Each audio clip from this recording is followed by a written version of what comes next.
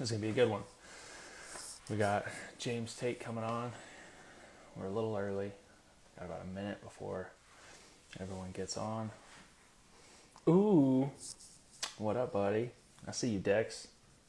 DEFCON Delta joined. What's up, guys? Awesome training group. I want to eventually try to do something with those guys. They're pretty legit. Eric Gal's on. TNT Boys. Yeah, thumbs up. Thanks, DEFCON Delta guys. Those guys are legit, man. If you're looking for some training, those guys got the stuff.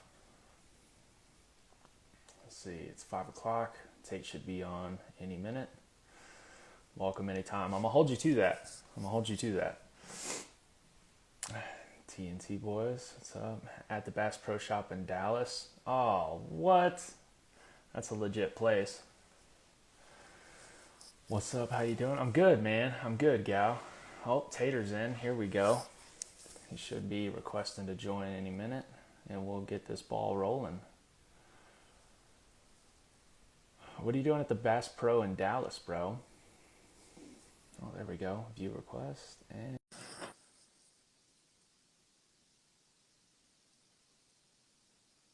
any minute.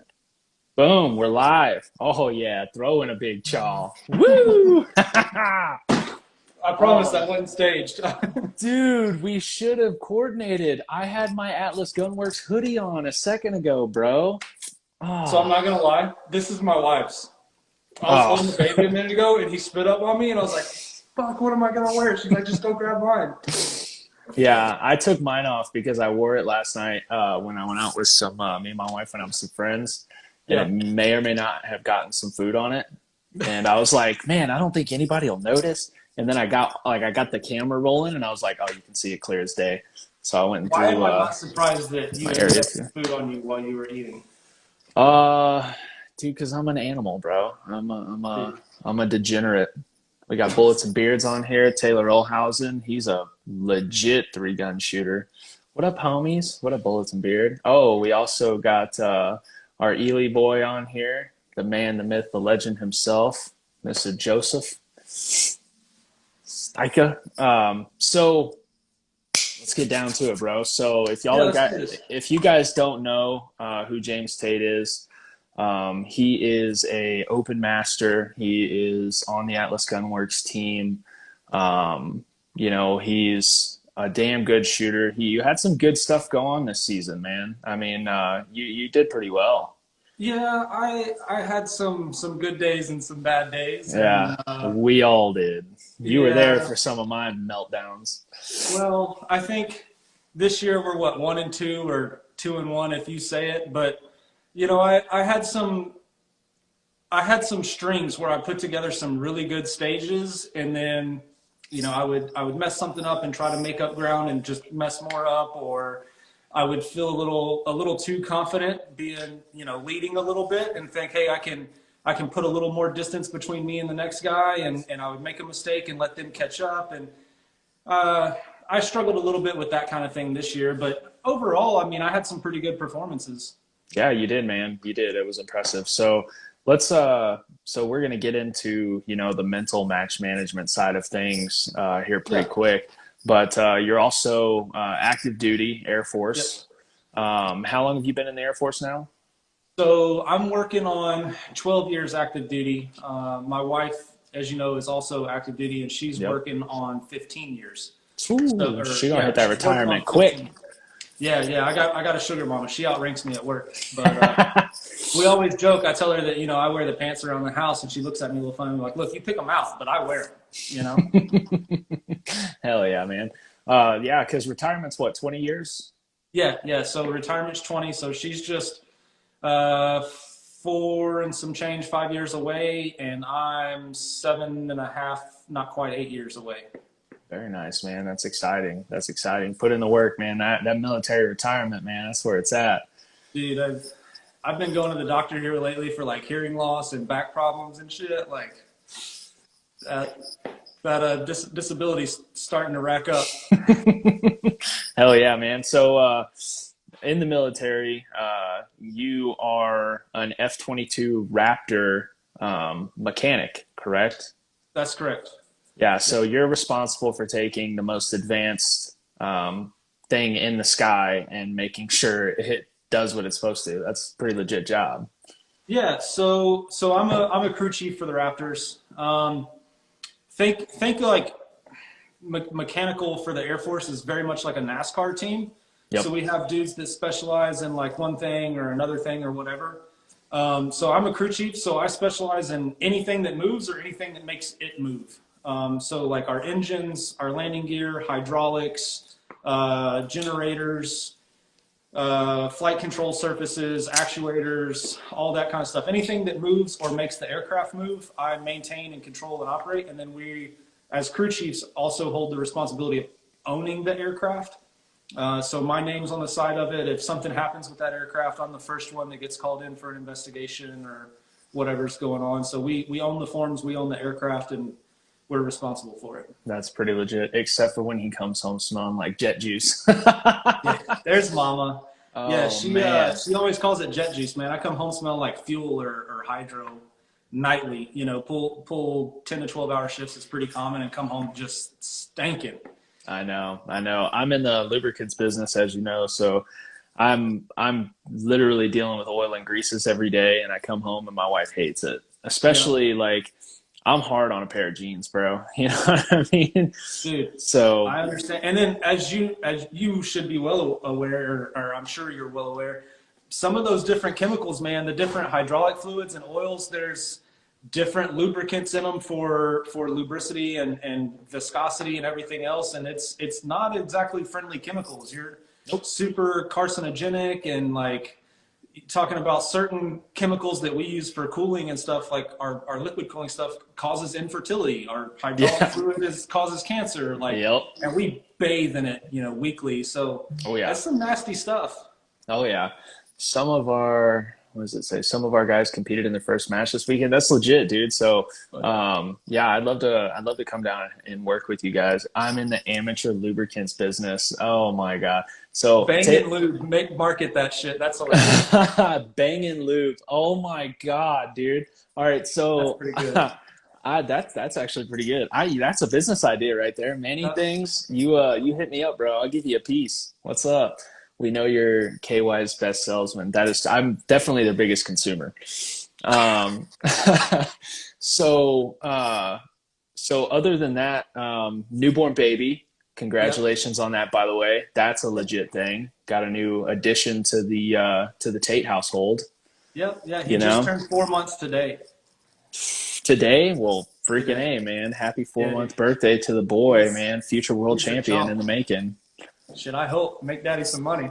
Hell yeah! I saw you had him with a toy 1911 the other day working on grip. Yeah, yeah. I got that for him for Christmas, and I couldn't wait. I was like, oh, we got to play with it. So, That's legit, yeah. man. And then his onesie, I forgot to grab it, dude. I got busy a minute ago. But yeah, Atlas got him the onesie. Had his sponsors on there: Huggies, Toys R Us. Atlas on the front, and the blue onesie. That was fun. That was cool. That was awesome of them to hook that up. Dude, I remember when we were all getting ready to go down for Area 7. I was coordinating everything with Morgan to get her, to get down there and get everybody down there. And she was like, "Oh, I have a present for Tate. If I show you, you can't say a word." And I'm like, "Dude, I'm a steel trap. Everyone knows that. I'm the guy that people confide shit in because I'm not gonna tell anyone. You know what I mean?" Yeah. So she goes, "Oh yeah, check this out, dude." She showed it to me, and I was like, "That is the coolest freaking thing I've ever seen, dude. Big Atlas Gunworks logo, Tate on the back, the little Huggies sponsor, Toys R Us sponsors. Dude, it made me laugh so hard. I showed my wife, and she was like, "That is fucking cool." And they set it up to be just like my jersey, like Yep. where they put the sponsor logos for I think it was Huggies and Toys R Us or Pampers, and then like Atlas, like all the logos were in the same places as my jersey. So I had to capitalize and take pictures with him and his onesie and me and my jersey here at the house. Like it was cool. Dude, it's freaking legit. And then y'all took the funniest Christmas pictures I think I've ever seen in my life. Oh, dude, that was last minute. Like Mama comes down and she's like, "Hey, this lady's doing pictures on base because everything's closed down. Nobody can get their own pictures." She was like, "But we're gonna have fun with it. Like I'm doing my makeup to look tired and this and that." And I was like, "All right, well, what the hell am I doing with the kids, you know? And she's like, oh, the kids are playing video games or choking each other. And she's like, you need to be off in your own little world like you are anyways. Like, wear your jersey, like, just do your own thing and be happy. And I'm like, all right, I can do that. Bet. Yeah, it turned out great, dude.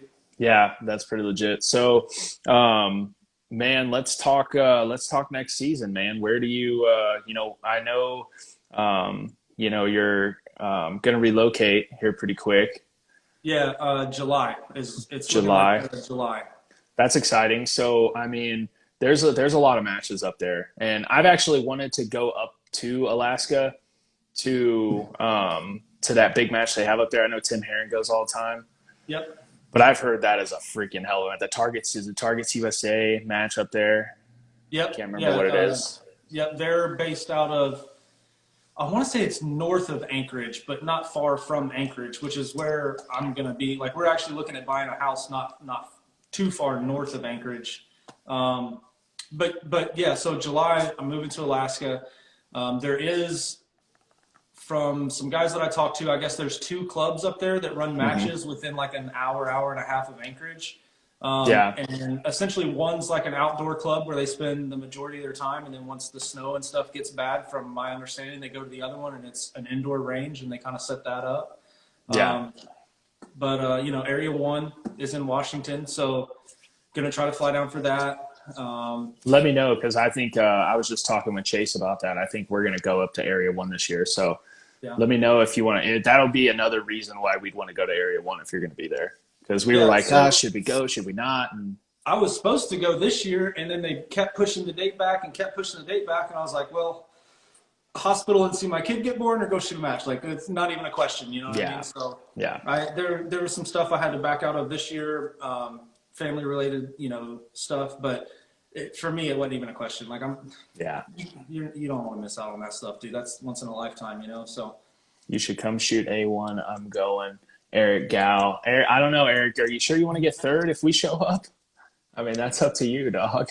I'm already in A1 squad up. All right, Bullets and Beers, and we're going. I mean, let's go. Let's do it. Area 1 is going to have to be a thing. Dude, I shot with Eric at, what was it, the Cali State, Cali Sectional multi-purpose match this year. Yeah. And which he actually messaged me the other day. He's like, hey, taking my RO class, whatever, like your DQ shouldn't have been a DQ, blah, blah, blah. But Eric did pretty good, dude. We squatted up together, and I tried to help him out some, and he was pointing some stuff out to me. Like, Eric's, watch him. He's coming up. Yeah, man. He's one of those young up-and-comers. Joseph Tyler just popped up here, too. He's another – those two, man, they're young and up-and-coming.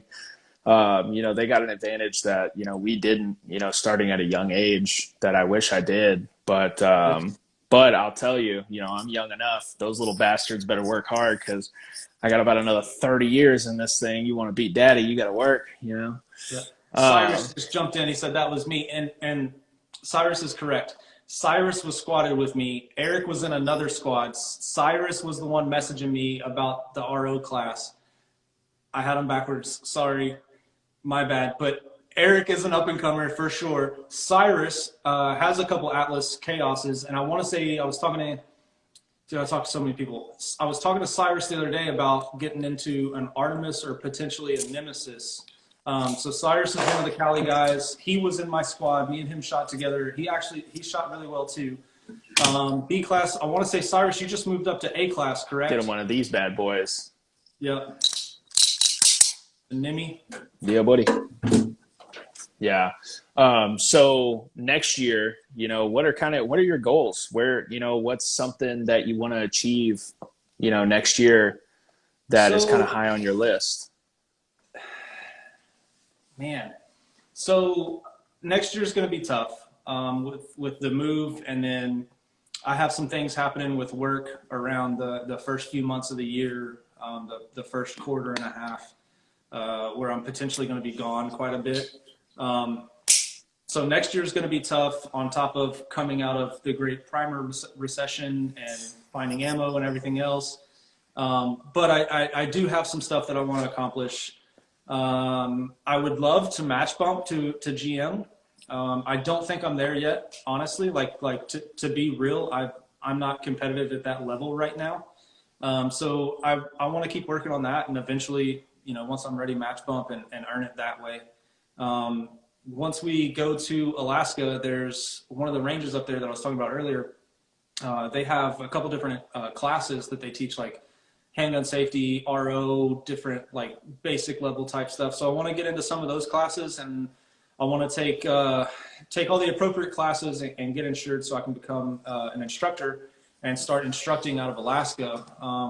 The only people I know of that are instructors up there kind of like big right now is Amy 556, but she's kind of like the tactical, like 3-gun, multi-gun type side of it. Yeah. More defense oriented. So I want to tackle the competition side. I think with my experience, I could teach some dudes some stuff. I definitely don't know all the answers because nobody does. I'd be winning Nats, and I'm not. Even the guys who win Nats don't know all the answers. Nobody knows all the answers.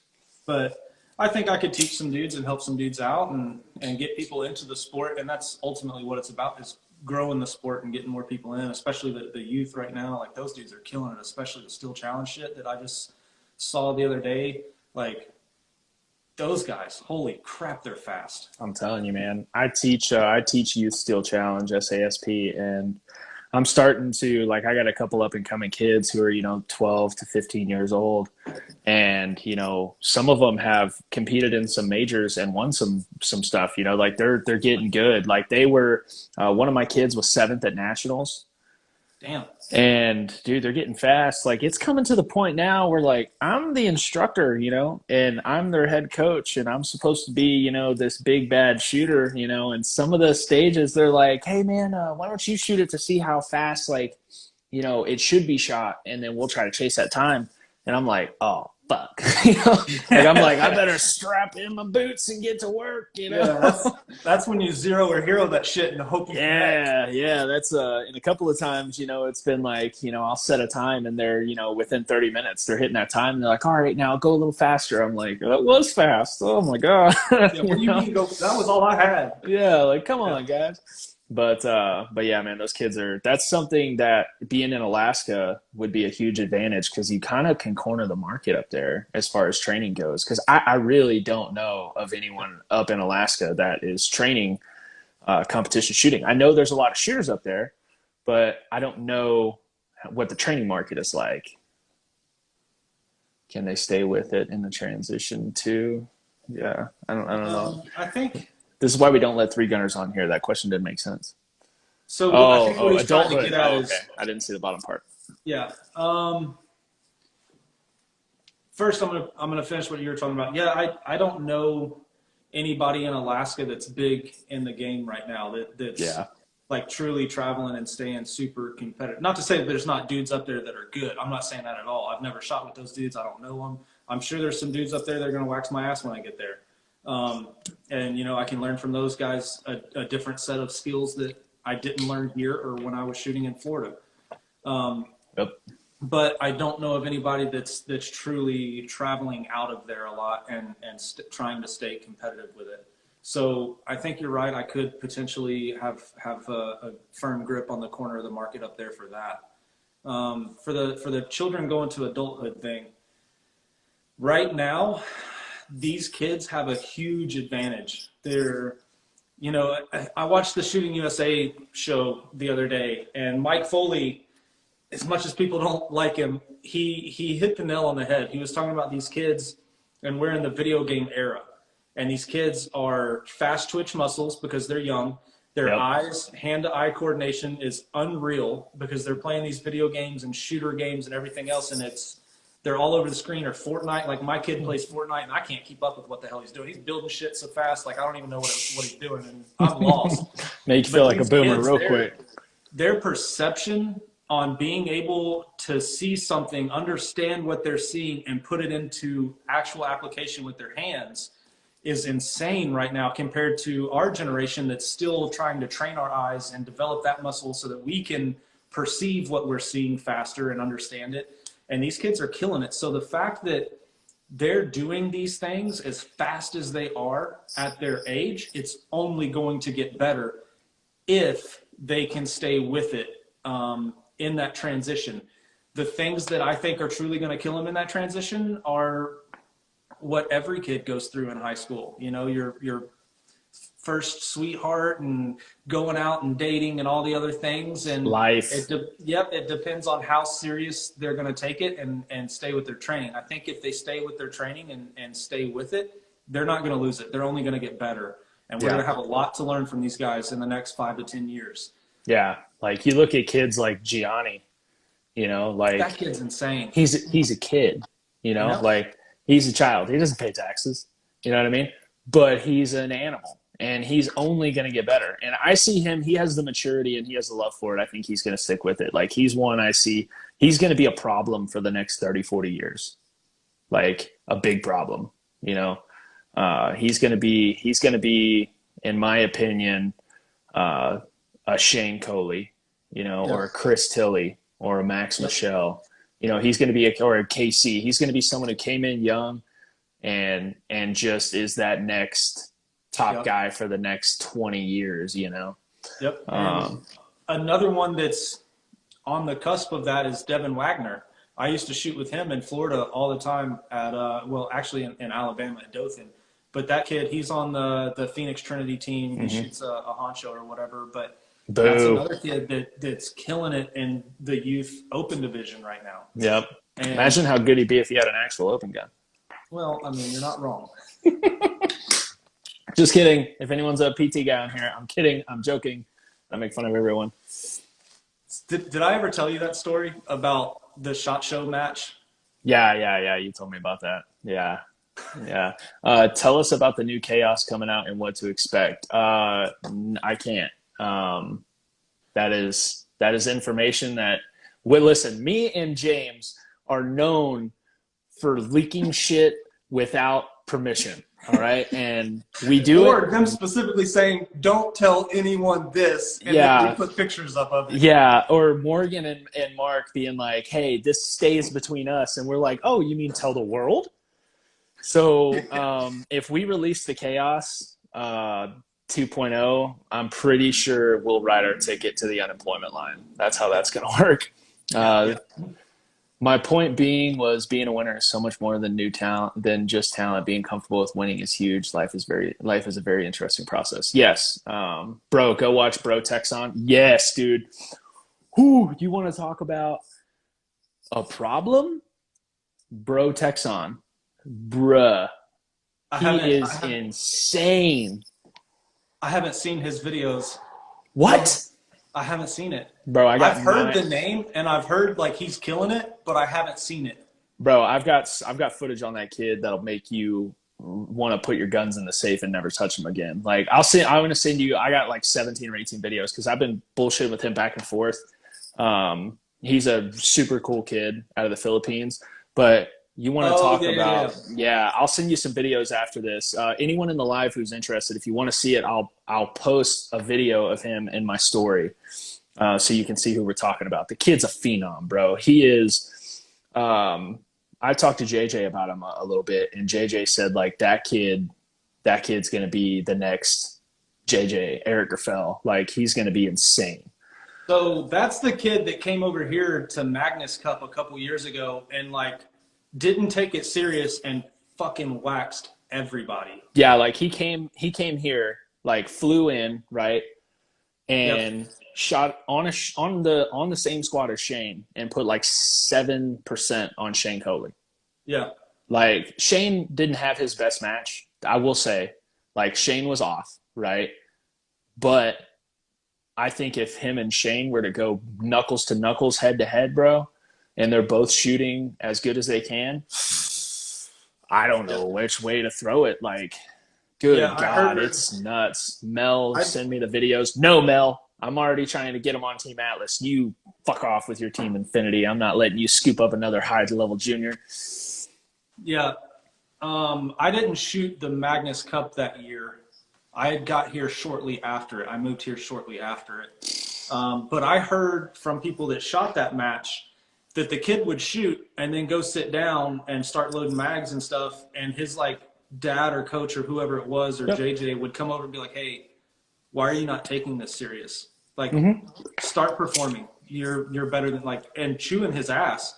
And like, so apparently the kid was like he knew nobody was competing with him other than I guess Coley, and He he was knew just that he doing had enough. yeah, Yeah. And I had talked to his dad a couple times during that match. Like I'd walk up and I'd watch bro shoot, and then he'd come back and his dad was like, that was good. And I'm like, man, uh, like how much better is he than what I'm seeing? And he goes, yeah, he's shooting, 75, 80% of his capability. And I was like, what?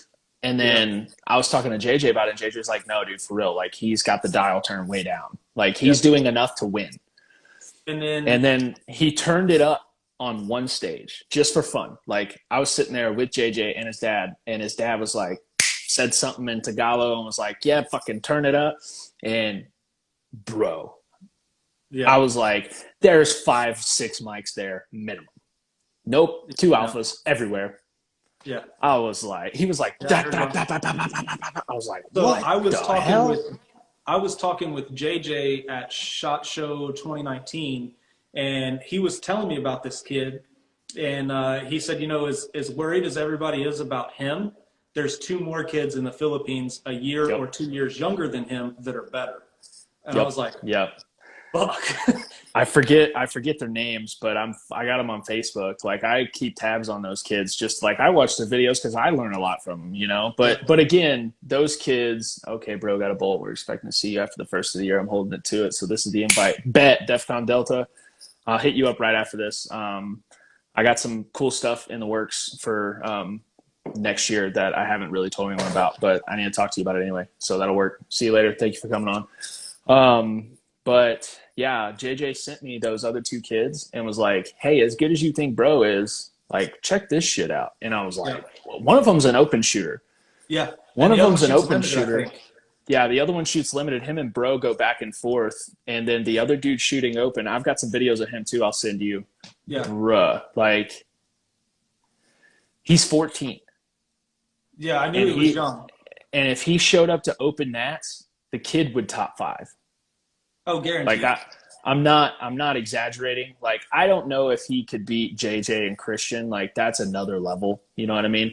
Yeah. Because he just does it. He's 14. You know what I mean? But in 5-10 years, I mean, granted, you got kids like Christian. I mean, Christian's what 19. I mean, he's not peaked. You know what I mean? He's on the. No, he hasn't. He's on the. And don't take this the wrong way. I'm not talking shit because if I went head to head with Christian any day, he'd whip my ass at shooting. But Christian has a lot of life experiences to learn still. Mm-hmm. So as far as Christian's talent goes, he's still climbing. Oh yeah. I think over the next 5 years for Christian, life is going to hit, and I'm not going to say he's going to slow down and as far as talent or skill goes, but I think he's going to throttle back because of life. Does that make sense? Yeah, I would agree with you if I didn't know him and if I didn't know his background and like his mindset. From the outside looking in, I thought the same thing. But once you get to know him, dude, like and I don't know him. I've never met him. Like while he's doing this right now, he's getting a degree. Like he's a full-time college student. Like when he gets out of school, he's only going to get better. And he's got a confidence that is super, super unshakable that I think even when life hits him in the face, which it's gonna, right? Yeah, he may have a slight slowdown, but I think it's only going to get better every single year. I don't see a kid with that mindset and that talent and that ability to overcome adversity that I've seen out of him. I don't see him getting worse. I don't see him. He may, like everyone, you're going to hit that plateau. Yeah, that's what I was talking about. I don't think he's going to drop off or lose his spot in the runnings for nationals. But he's not going to make this significant jump he made in the last 2 years, is what you're trying to say. Yeah, I would agree with that. I think he's gonna get to a point where the gains are going to be gradual, just like everyone. Like if you look at a 2014 Max Michel and a 2020 Max Michel, or even a 2006 to 2014 Max Michel, like there's a point where the graduation of skill like slowed down. you know, because you can only get so good to where now you're playing with micro percentages. You know what I mean? I would agree with that. I think Christian Seiler is going to be another kid who's a problem forever. Yeah. Oh yeah. I wasn't trying to say like he's going to fall out of the running or fall out of the top 5 in the country ever. Yeah. I was just saying like his growth and his development is going to slow down. Like he's not going to continually jump every year and the way that he is right now. Yeah. And that's something that I'm struggling with. Like I got 3 kids. I work 60 to 70 hours a week. I'm going to college on top of trying to find time to dry fire and practice and live fire and make matches and travel for matches and everything else. Like I got a lot going on too. And that's one of my biggest issues with practice. I don't practice nearly as much as I should. Yeah. I mean, dude, I'm a firm believer of you get out of it what you put in it. And like as much practice, I try to put into this as much as I can, not only in like practicing shooting, but like everything, you know what I mean? Like fitness, you know, how I eat, how I sleep, how I train, how I, you know, combat stuff in life. Like when I'm at work and something's super frustrating and like my head's against the wall and I want to just run my face into a freaking cheese grater, you know, how do I deal with that adversity? Right. Because that's how I'm going to deal with adversity in shooting. I mean, it gets, and with COVID really slowed everyone down. You know, it did. COVID slowed everyone down. Like my practices, as much as I really am, you know, I'm one of those people that practices a crazy amount, but with COVID, through the beginning of COVID until about June or July, I kept up my practice pretty heavy because I didn't realize how hard it was going to be to find primers. I'm that idiot. I was like, it won't last the whole year. No, dumbass right here. So at the beginning of COVID, like March, I had like 65,000 primers. And then by July, I had 12. I was like, oh, fuck. Right? Yeah. Or June or July. I was like, oh, no. And I couldn't find them. I've been looking for them everywhere. So luckily Chase, he owns Valhalla Armory, which is a gun store out of New Mexico, Hobbs. He's another one of our teammates. He was able to get his hands on, you know, a bunch of primers and hook a brother up. So I was able to get my stock back up to about 30,000 right now. Shit, and tell him to find some more for me. Shit, I'm buying everything he's got right now. But yeah, like I'm on the hunt. Like realistically, I need for next year like 60 to 65,000 primers, and I don't have it. So my live fire practice just dropped to the floor. Like I'd be lucky if I'm doing 500 rounds a week, you know, 500 to 600 rounds a week, which sucks. But I'm making my practices. Now that I'm doing that, I'm doing something JJ told me would be good to do, which was I'll set up a drill, right? And say it would normally be a 12-round drill. Well, I will dry fire with a live gun certain parts of that drill and live fire in certain other ones. So like you're kind of like prep the trigger, fire, prep the trigger, fire, prep, fire, prep. So like I'm still getting a rep, but not burning through the ammo. Which is if someone doesn't have time to go shoot a lot, that's a pretty good drill to do. And that also teaches you trigger prep.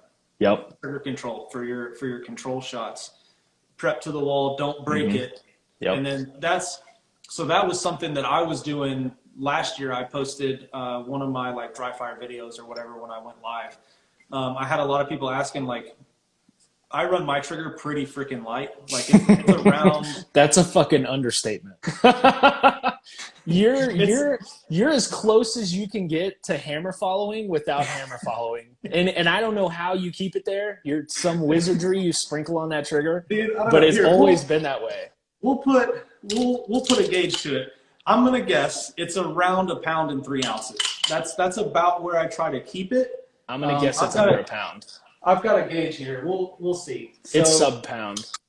While you're doing that, Taylor Olhausen said I do immoral things for primers. I am doing immoral things for primers. Like, you don't want to know what I'm doing. All right, so we're going to clear this and hit ready. It's at 0. Yep. Dry fire on the range is a fantastic thing. Yes, it is. Oh, wow, that was a little hotter than I expected, 1.7 pounds, but it moved. Boo. I call bullshit. You're pulling hard. I want to see. Yeah. Let's see it. Let's see it. So clear. What the? Look, it's already at 2 ounces. I haven't touched the gun yet. You got a broken, you got to press clear now. Press clear now. Like, press clear while you're almost about to touch the trigger. Now pull. Does that say 13 ounces? Yeah, 13.9 ounces. I fucking told you. I told you it's sub-pound. I know that shit. I'm not all the way retarded. 1 pound, 0.4 ounces. Yeah, dude, I'm telling you, bro, that is legit. I know mine break at about 1.5 pounds, and that seems light to me. Yeah. Some of my limited gun breaks at 2 pounds, and I don't like it any lighter than that. But my open gun, I run at about 1.5 pounds, and that to me feels dangerously light. It took me some time to get used to it. When I first felt your trigger, I AD'd it in the hotel. You remember? Obviously it was empty, but I was playing with it, and like I came up, and it was like click. I was like, oh. Okay. Yeah.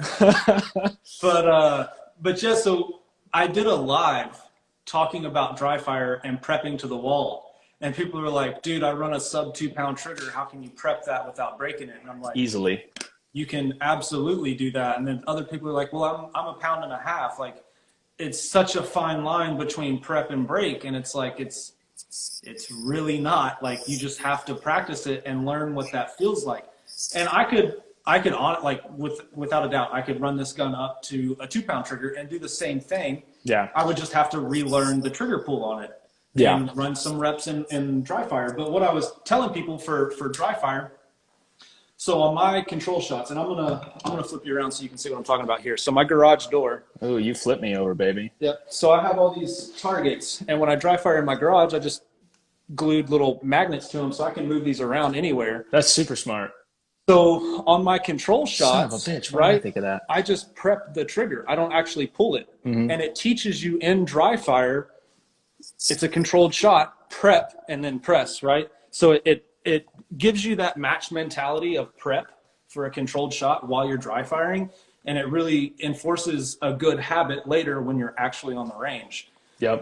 But you can do, like you said, you can do that in live fire at the range. Just prep and don't pull, and then you save ammo. Yeah, I do that too. I also, let me see if I can find it. Where's it at?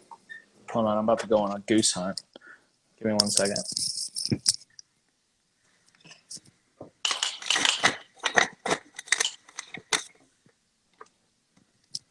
I can't find it. So I have a book, right? That has a bunch of different dry fire techniques. Yep. And it's it the Ben Steger one. And also I've got Charlie's. Yep. And Charlie's is really good. And Steve Anderson, that's the one I'm looking for. I have the Steve Anderson one. He talks about in your dry fire training, focusing on how you approach the shot rather than how you break the shot. Yeah. Or maybe he said it on his podcast, but I've started really, really in dry fire paying attention to how I'm approaching that shot, setup, sights, trigger prep, everything, hand position, grip position. And then if all that's correct, right? And like you said, it's 1.5 pounds to break that trigger. It's not much, right? But if the approach is set perfect, the shot will be good, right? Because if you're prepping the trigger, if you're prepped correctly and you're not rowing through the trigger like a moron, the shot's going to be great. So it's not, a lot of people focus so much on breaking the shot and not the approach up to breaking the shot. And I think that's a detriment that a lot of people fall on their face with. And see, that's something, so that goes into, and we kind of talked about this before we went on live or whatever, but that goes into stage prep. Like, how how do you benefit from running the stage? Like me and Stoker, we shoot locals together and some smaller majors and stuff here around Vegas because we're in the same damn place. But me and him, we approach target arrays very differently. He would rather approach on a control shot and exit on an attack shot, and I would rather come in on a control shot. Or I'm sorry, I said it backwards. I would rather come in running down an attack target and then take my time and then leave. So, I can't remember. It's been so damn long since I've shot. I would rather come in on a control shot and leave on an attack. He would rather come in on an attack and leave on a control. I think is what was happening. There was like 3 or 4 matches back to back, and we were doing everything opposite of each other.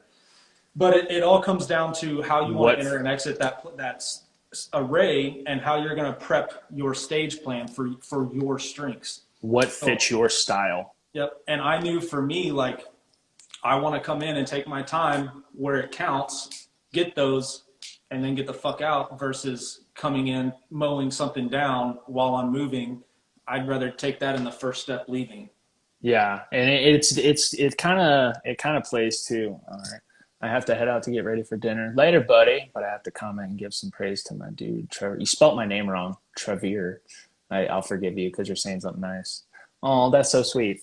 Yeah, I attack things differently than some people. Like me and Chase do the same thing. Like Chase loves to just mow shit down on the entry. Yeah. Whereas if that was an exit. You're okay, buddy. You're welcome because you said good things about me. Like Chase loves to mow shit down on the exit and then take the control shots and then exit like explosively rather than if I have the ability, especially if I'm heading in another direction and I can merge those close targets into an exit, I will sometimes come in on a not necessarily like if the array is like 3-yard, 5-yard, 7-yard open paper, 15-yard hard cover, and then a piece of steel at 20 yards. I won't come in on the 20-yard steel, right? I'll come in on the 3rd open paper as I'm settling, bop, take the control shot, the steel, and then back out on those 2 open paper, headed to another position. It just depends, though. It's very you can't quantify it until you actually do it. And and it depends. And Stoker just commented on here too, and he said it plays towards the divisions too. 100%. And I will say that he was shooting single stack at the time. So and single stack and being open, he was wanting to come in hard on something moving in and then take his time on the control shots and then leave because he has to conserve ammo. Like he has to justify each shot. Yeah. Whereas I've got 30 rounds and a big stick and I'm like, fuck that. Go for gold. Yeah. When I go back and forth between open and limited, my stages, like I do it in practice sometimes. I'll bring out the limited gun just to freshen up on it. But everything that you do is division specific. There's some things that you do similar, but I shoot a limited gun completely different than I shoot an open gun. Oh yeah, and like 100% different. Scenario specific. Like it depends on the stage. Yeah, all those scenarios. If they'd have been, one target would have been slightly different, or if it would have been on the other side or whatever, me and Mike could have ran those opposite of each other in the other direction, so it just depends. Or 32 rounds. Yeah, Nick, you son of a bitch. So Nick Trout, he freaking, we shot a local the other day together, and there was a stage that was, I believe, 30 rounds. And there was a plate rack and some far steel, right? So I was like, 30 rounds, I can only get 29. So obviously I'm going to throw in a reload somewhere. I can get 30 if I Barney up, but I'm not going to run dry on there's a plate rack and what have you, right? So and my reload was obviously, I mean, you've shot with me. My reloads usually don't slow me down. So it wasn't any faster to do anything. It was 29 rounds. Yeah, so it was 29 rounds and I had 29 rounds, right? Yeah, so I was Barney like, up was 30. Yeah, Barney up was 30. I didn't want to do that. So I just planned to reload. And there was plenty of space for a reload. But if you could avoid reloading, it was about a 3/4 to a 1.5 seconds advantage on the entry of the last position, right? Okay. So Trout goes up.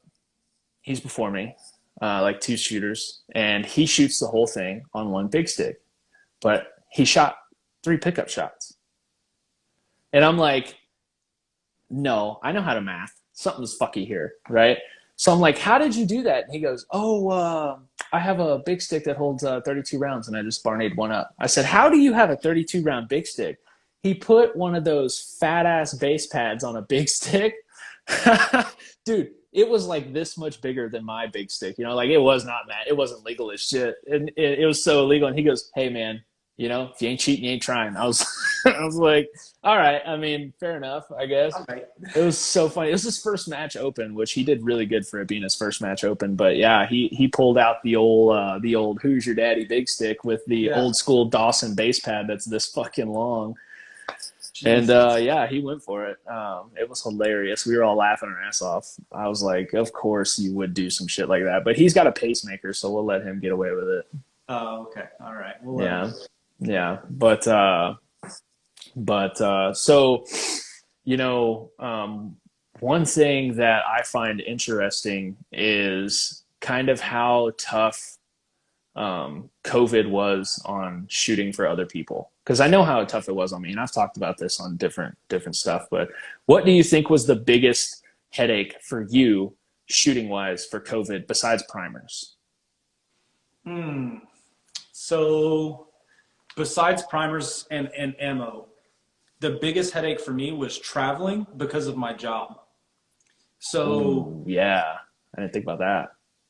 I had travel restrictions throughout the year, and there was places that I wasn't allowed to go and matches that I wasn't allowed to shoot.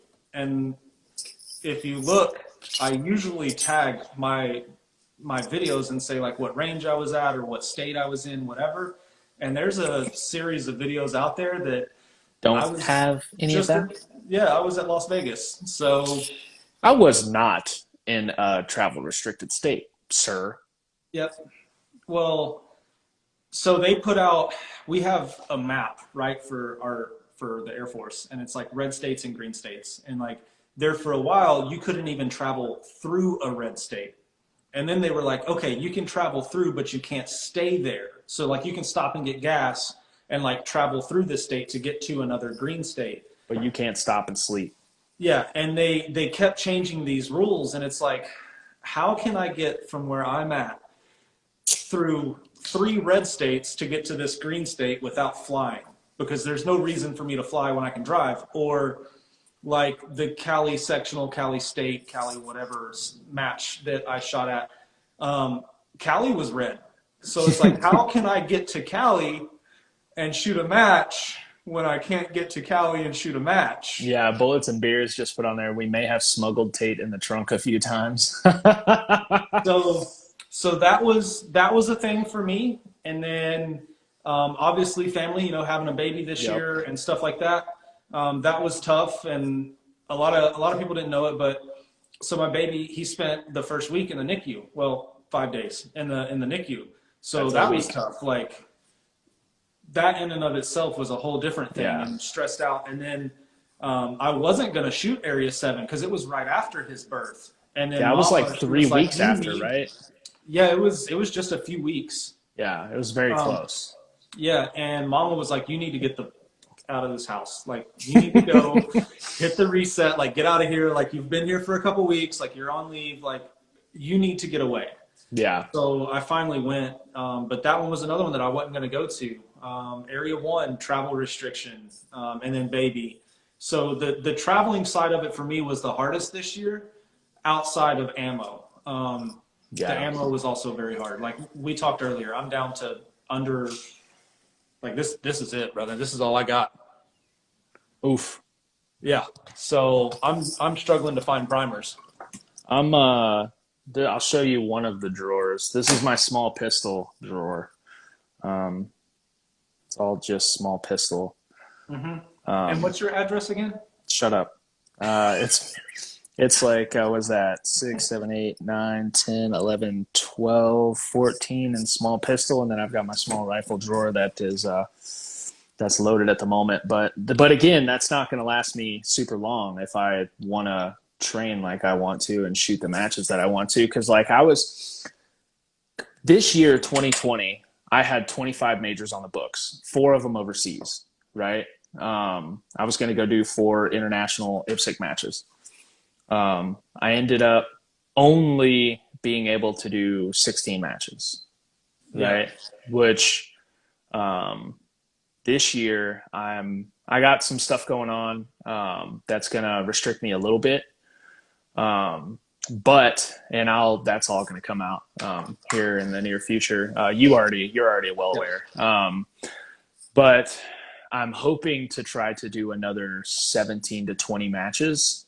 But if the primer situation doesn't change, I may be just shooting all 8 areas, nationals and IPSC Nats, and that's it. Like I may be hitting the big ones. I'm gonna do I'll hit a couple small ones like Henry Cup, Dragons Cup, stuff like that, right? Something close. Dragons Cup's not gonna be small though. That's gonna be a big one. Oh, that's a major match. It's not officially like a what is it, level 3 or whatever, but I think it's a level 3. I think. Is it a level? Yeah, it's a level 3, I believe. Which it kind of sucks because they put Area 6 the same time, which pissed us off because we had that date first.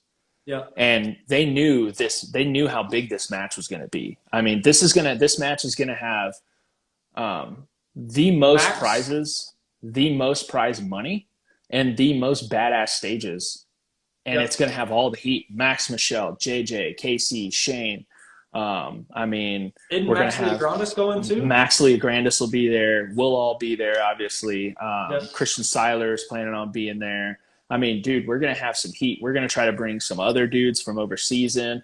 We're trying to get the supercomputer Eric Gaffel in. I don't know if that's going to happen or not. But there's some cool shit. Yeah. Oh, yeah. For the amount, if you want to shoot a match with all the best shooters at one spot, that's the match. And if you also want to win a bunch of cool shit, and we're going to have a bunch of vendor boosts, this match is going to be bigger than anyone's realizing. But they scheduled Area 6 right on top of it. Come on, dude.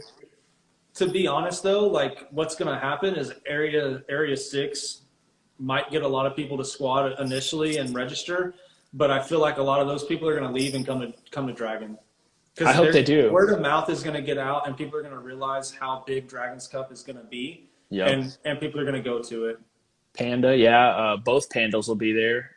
Eric Steiner, I think, for sure. And then Charlie Perez is coming for sure. I know that for a fact because I'm currently in the room he's going to be sleeping in. Cody Axon, I believe, is going to be there as well. I'm not 100% sure on that, but we had talked about it briefly. Dates, brother. So March, right? Oh, yeah, because we moved it. I can't. I'll post. April. It's April 12th through the 14th or something like that. I'll post the dates after this. Anyone interested in the Dragon Cup dates, I will post that. Area 4 is not on top of Dragon's Cup, I don't believe. Area 6 is. If they put Area 4 on top of Dragon's Cup, that's going to piss me off. I don't think they would have done that, but you never know, dude. The USPSA scheduling is famously retarded. Yeah. And if those guys are watching this, I really don't care, because if you don't have the knowledge and the intelligence to space your matches out properly so people can go shoot more than one of the really good matches, then you probably shouldn't be scheduling matches. You know what I mean?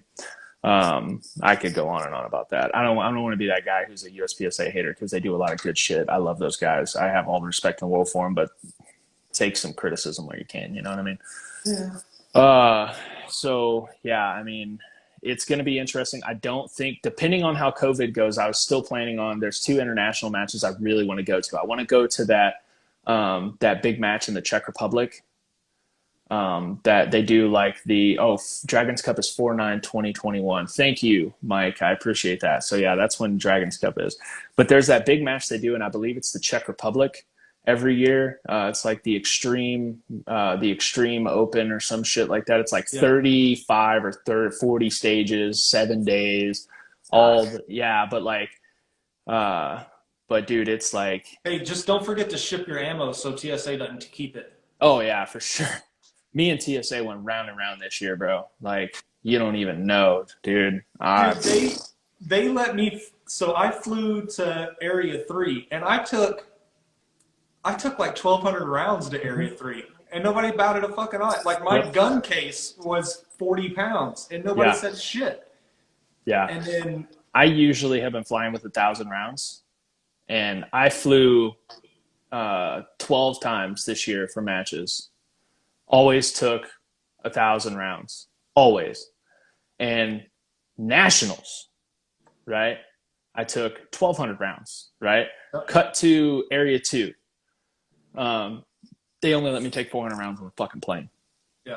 Dude, I remember I was scrambling trying to find like 9 major for you in Vegas, because I know there's a couple guys that shoot 9 here. And yeah. Like, it was bad. We were like, anybody in the country that's going to Area 2, bring extra 9. Like, I know, man. Y'all came in clutch, because I ended up needing it too. Because one of the boxes. I remember you chronoed 2 guns and like 3 different batches of ammo. Yeah. Well, I chronoed 1 gun. I only chronoed 1 gun. My other gun got chronoed by Tim Proctor, because Proctor had to shoot it. That's what it was. So both my guns did get chronoed, but only 1 from me. But I did chrono 3 different ammos. I chronoed my ammo. I chronoed Garrett's ammo, and I believe Max Leograndis's ammo, because I think I had to use all 3 at some point. It pissed me off, and it wouldn't have been that way, but a box of 100 of my ammo magically disappeared. While I don't know where it happened or what happened, but I came with 400 rounds. I landed with 400 rounds. I checked everything before, and the first day we were at the match, a box of 100 came up missing. Yeah. I don't think I ever even told anybody that. Because, dude, Area 2 was a shit show for all of us. My tape gun got stolen too. I remember, like, stage 1, we're all getting there, like, day 1, stage 1, before the match starts. We're all getting our gear on and everything else. You broke your fucking EPs. No, dude, you didn't have ammo. Like, you were struggling, dude. Like, Area 2 sucked for everybody, but yeah, it was tough. Dude. I broke both pairs. I don't know if it was the cold or what, or maybe they got cracked, because I had them in a bag that was going under the plane, and it was a soft bag, and a lot of my stuff was fucked up when I opened it up. Like, TSA is famously, like, the airlines famously don't care about your bags, but I think they might have both gotten broken on the plane, and then when I went to put them on, they finally just snapped, because I literally went boop and broke one, and I'm like, son of a bitch. So I'm like, stuff happens, I'll hit them up, and Pro Ears is so good, they'll ship me it. I already have 2 brand new pair. I go to grab my next set, boop, and I remember you were standing right there, and you were like, what the fuck is going on? You were like, here, I got some walkers. Some shit. I think you gave me like some passives. I was like, I guess this will work. Yeah, dude. Dude, that's what I shoot with. Like, our guns are loud. Yeah. I shoot a high power factor anyways, and like 3 holes and all the power factor. Yeah, it's pretty stout. 230. But that's all I shoot with. 230 power factor. Good God. We shot a practice, and Mike, so we shoot a practice, and he's like, hey, I want to play with the Chaos, like, whatever, So cool, here's a couple mags, like, go have fun. He pulls up, like, first shot, like, getting ready to hammer down on some open targets up close, shot one, just pow, and he just, like, ducks, and I'm like, oh, fuck, like, ricochet, like, he just got hit, what's going on? Did my gun blow up?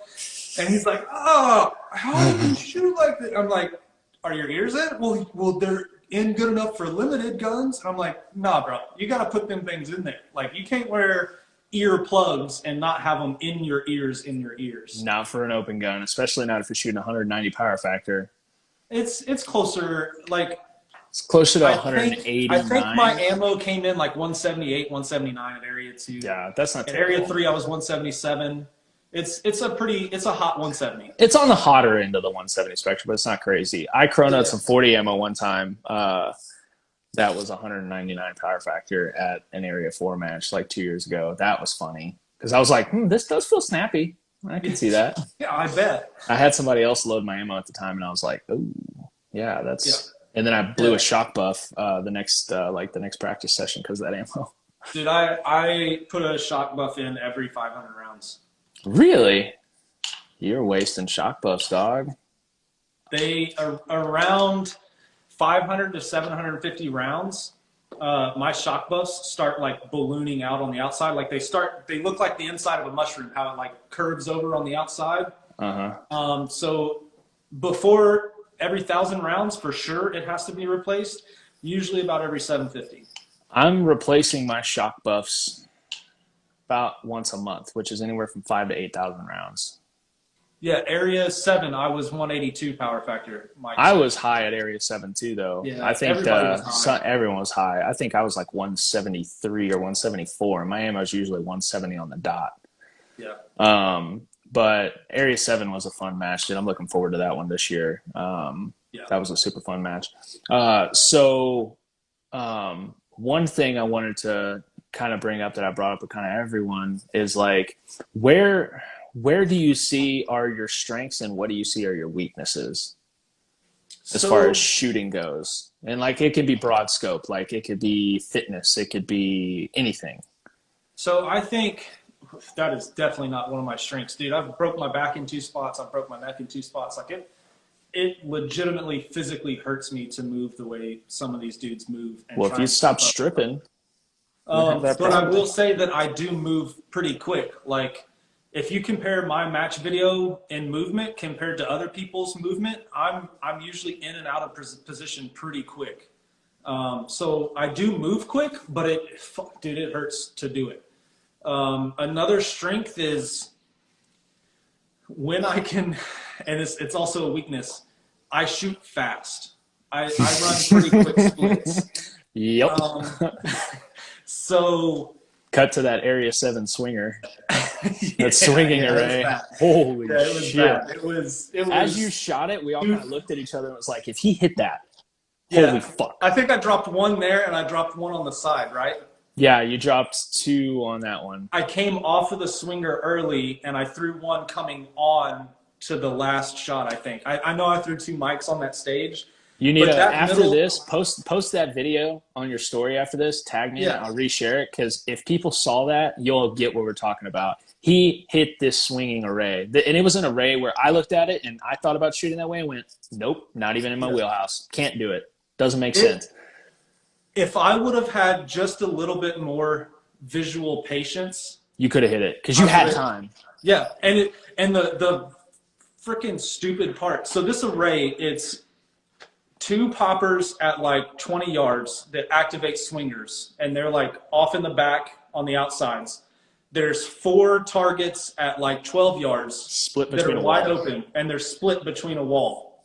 And then the activators activate 2 swingers at like 20 yards. Yep. So I come in to position, and it's pretty wide. It's open, so you can see all of this from one position.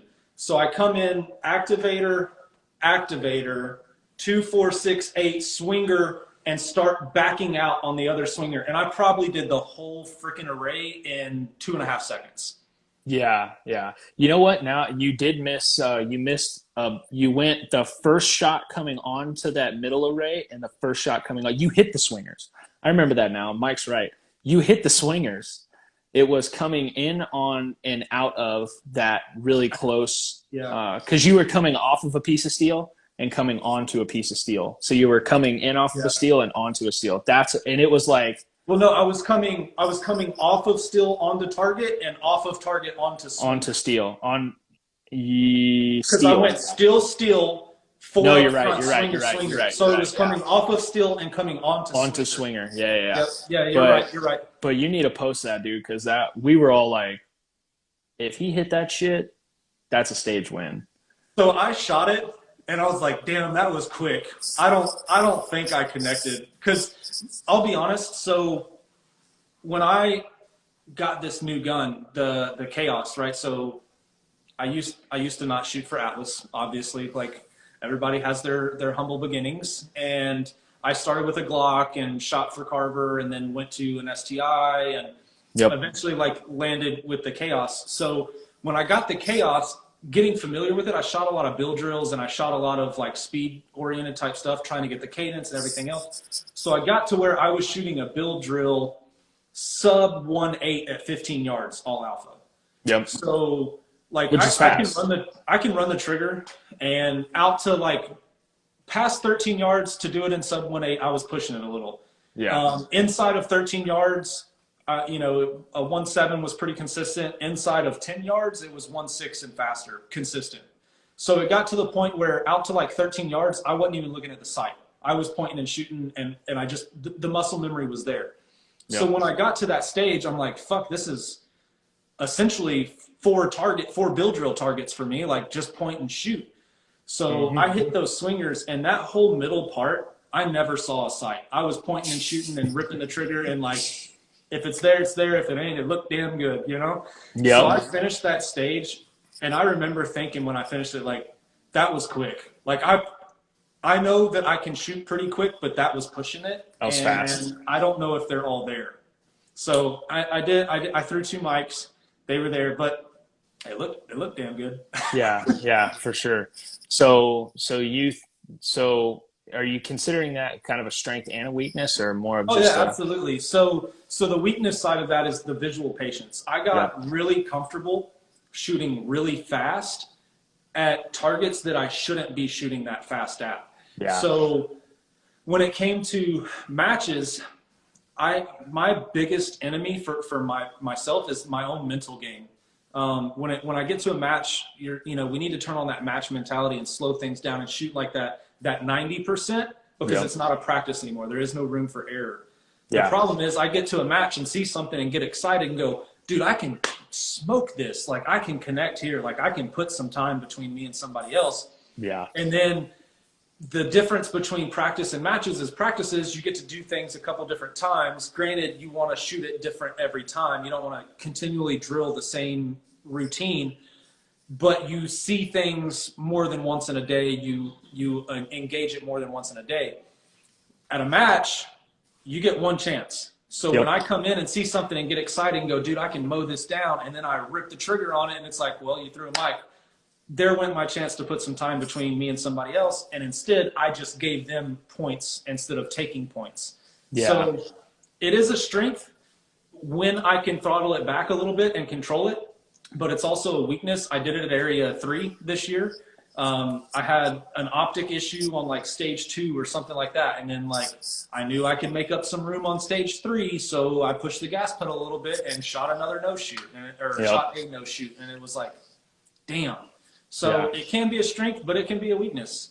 And I think that's, and we kind of talked about it earlier, something that people don't realize, shooting is easy. Shooting fast is still pretty easy. You just need to practice it a little bit. Yeah. The hard part about shooting a match and staying consistent and staying consistently competitive is the mental side of it. Whether it's your own mental state of how am I doing, like staying calm, whatever, or if it's the stage plan and everything else. The mental side is the side that nobody really practices. We hammer dry fire and live fire practice and reps and fundamentals and all this stuff. Nobody practices how to stay mentally in it. And that's the hard part. And that's where I struggle. Yeah, that's the mental side of this is what separates top level professionals and world and national champions. Because like, think about, I can't remember what year it was. Somebody may know, but Max Michel zeroed a stage at nationals and still won. Yeah, I know what you're talking about. Yeah. Yeah, like you zero a stage of nationals and you think it's over. It's over. It's over. It's done. All the 12 months I put into this, the countless thousands of hours I put into this, the thousands of hours I spent away from my family were for nothing because I just fucked that up, right? I just made something, and it could not even be your fault. It could be a gear issue that you didn't see, or it could be something that is totally out of your control, a battery dying on an optic, but if you have the ability to keep your mind in it, you're going to always be better off. I was really bad about that when I first started shooting as well. Like when I first started really competing at a high level, I was really bad about, I would make mistakes. And then I thought like, okay, now I need to find a place to make it up. Right. Yep. Instead of just staying in it and let somebody else make their mistake wherever they're going to make it. Yes. And the funny part about that is one thing that clicked, just like, I don't even remember what match it was, is I can make a mistake and it may cost me 10 points, right? 10 match points, 20 match points. Could cost 20 match points, right? And if I think about that, and if I think I got to make that 20 points up somewhere, I'm going to lose 40. And then I'm going to go, I got to make up that 40 points. Then I'm going to lose 80. It compounds rather than if you just shoot your match and keep going, it will happen. Like, if you just stick to your match, you're going to make that 20 points up somewhere, right? Because there's going to be something you do in your shooting that's going to come up, right? Something that you do well. And you're not going to be thinking, hey, I do this really good, so now I have to do it good in order to make up for that mistake. No, you're just going to be looking at it going, yeah, I've done this a million times. Boom, do it, bam. You just got 25 points back, right? That the mental management side of this is something that I have really been working on this season. Like, I felt I did really good this season with mental management, especially considering how many mistakes or how many issues I had with my ammo. And it was obviously operator and user error. It was me loading it. There's no excuses. The components were fine. It was my loading that caused the issues. But with those mistakes, like, I shot a couple matches this year where I shot most of the stages like almost pump action. Yeah. And a lot of like that happening to someone who doesn't have that ability, that mental management, match management, that would have crippled them. I think I still managed top 10s at all those matches that happened. Yeah. And that happened. So with us, that was the one time I beat you this year was Area 7.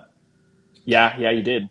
And we started out Area 7 and both dumpster fired the standards stage. Woo!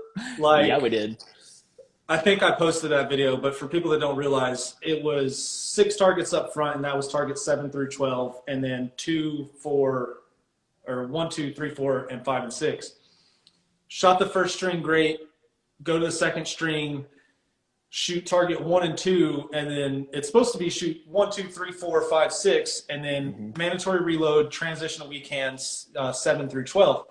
So I shot target 1, 2, 7, 8. Oh shit! Reload, transitional weak hand. 3, 4, 5, 6, 7, 8. Anyways, it was a bunch of procedurals. It was a dumpster fire. Yeah. And that was stage 1. And I remember thinking to myself, like, we're here with Atlas Crew. Like, the owner of the freaking company is standing 10 feet behind me, watching me shoot, going, who the hell is this guy and why is he on my team? Like, that's the only thing that was going through my head is I can just imagine being a business owner and having this team that's supposed to represent a company and shoot well and exceed, and watching this unfold in front of me, just thinking, like, what the is this guy doing? So that, like, haunted me for the next probably 3 stages. And I remember, like, the next 3 stages, I just drilled it in my head, like, just don't make a mistake. Like, just shoot slow, don't make another mistake. And then I think it was after lunch, I finally realized, like, hey, you know what? Like, you haven't screwed anything else up. Other people are going to make mistakes. Probably not going to be as big as the mistake you made. They're not going to be that stupid, but other people will make mistakes. Like, just string this shit together and finish out. And I ended up finishing, I think I finished 8th overall at Area 7. And the second half of the day, I leaned back on the gas pedal a little bit and like shot the way I'm supposed to shoot and shot my style. And I made some points up on people and it ended up being a good match. But I remember shooting scared up until lunch and just thinking, like, don't do that again. And honestly, that's what kept me in it, because my mental game was out the window. I was no longer thinking about the match. I was thinking, this guy behind me, Adam, is like, what the heck, you know? And honestly, it saved me. Yeah, hell yeah. At least you didn't have an overall win and lose it to a damn clipboard. Oh man. That stage was stupid. That stage was all the way dumb. Whoever thought of that clipboard idea, like, I hope they caught syphilis.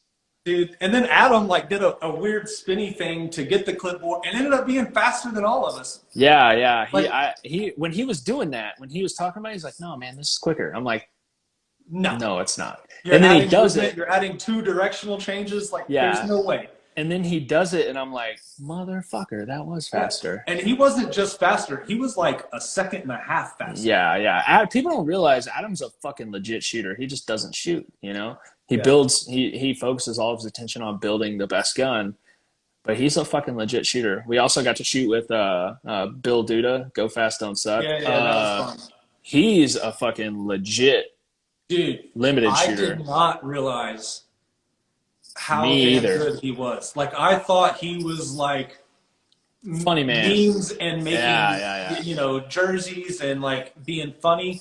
That dude, Bill's holy a crap. beast, bro. Bill's a fucking beast. Yes. I did not expect it either. I remember telling him after that match, I was like, Bill, I'm gonna be honest with you, dude. I fully expect you to suck all the way. Like, you're a legit shooter. Like, it was cool. And he was like, yeah, most people think that. You know, I was like, Yeah. but he's a damn good shooter in his own right. You know. Yeah, the mental side is to me the most important part of this whole thing.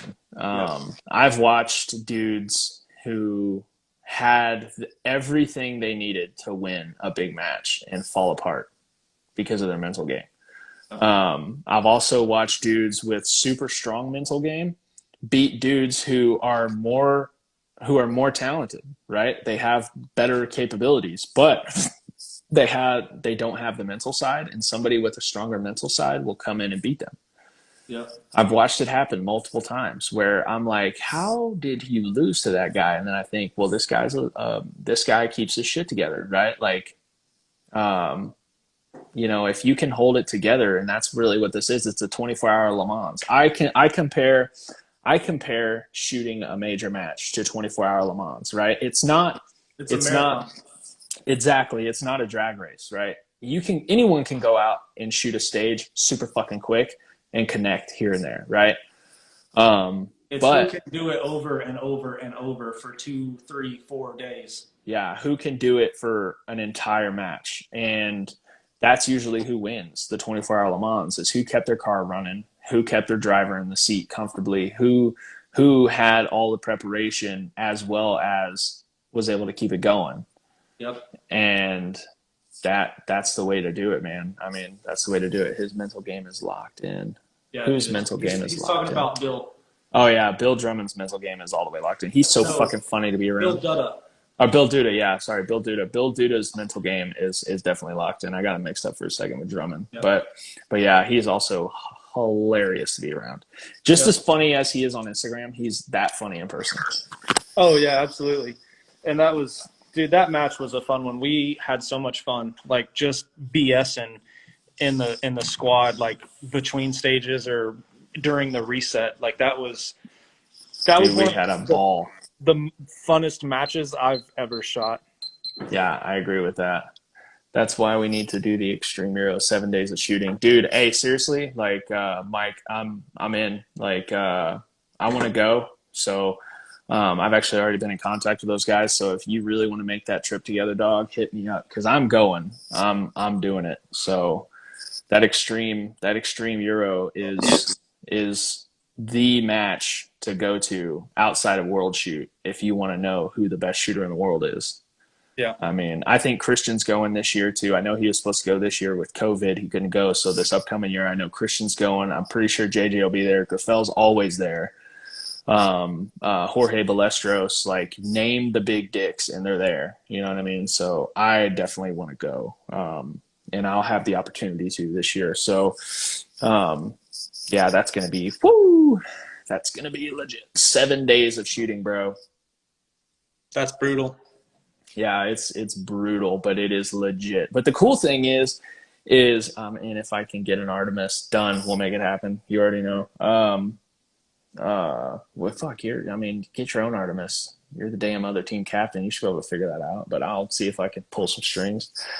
But dude, like the cool thing about those overseas IPSC matches though is you don't reset. Yeah, they do it for you. They do it for you. What kind of bullshit is that? Like, all right, hold on. I did not know that. So you show up to this match, right? and you shoot your match, right? You don't reset. You don't even have to load your mags. Apparently, they got dudes there that'll load your mags for you. I won't let anybody touch my mags, but in other countries, this is the best way I've heard it described, right? And actually, JJ told me this. So back when he used to live in Vegas, I went and practiced with him some and had some one-on-one time with him. He was telling me that, like, especially in the Philippines, you only shoot if you're, like, fairly wealthy. Super right? wealthy. So it's like golf for us. Like, you pay $20 to this kid. He carries your range bag around. Like, you know what I mean? Like, you have a golf caddy, but for the shooting range. He loads your mags. He picks up your brass. Like, they tape targets for you. Like, you shoot and sit back and relax. Like, that's it. Like, it's like golf for the U.S. Like, you pay a caddy and they do it all for you. And dude, I think honestly, like, that's pretty freaking cool. Like, we're actually, so I don't know, I'm not 100% sure. So I don't know if it'll happen this year, but at some point we're going to make the Dragon Cup that way. Yeah. I don't know if we were able to accomplish that this year, just with everything going on. But eventually it'll get that way. But dude, like, so 7 days of shooting sounds miserable when you think about 7 days of shooting like a nationals, where you're shooting at your highest level, but you're also on your feet, walking constantly. Like I walked 9.5 miles the first day of nationals, 10 miles the second day, and 12 miles the third day. So why did you not tape the first day? Fuck you. I tape the whole. I'm one of the few guys that honestly always tapes. I'm actually a hell of a resetter. Chase, on the other hand, I can count on one hand how many times that guy has taped for a whole match. And you know why? Because it's this.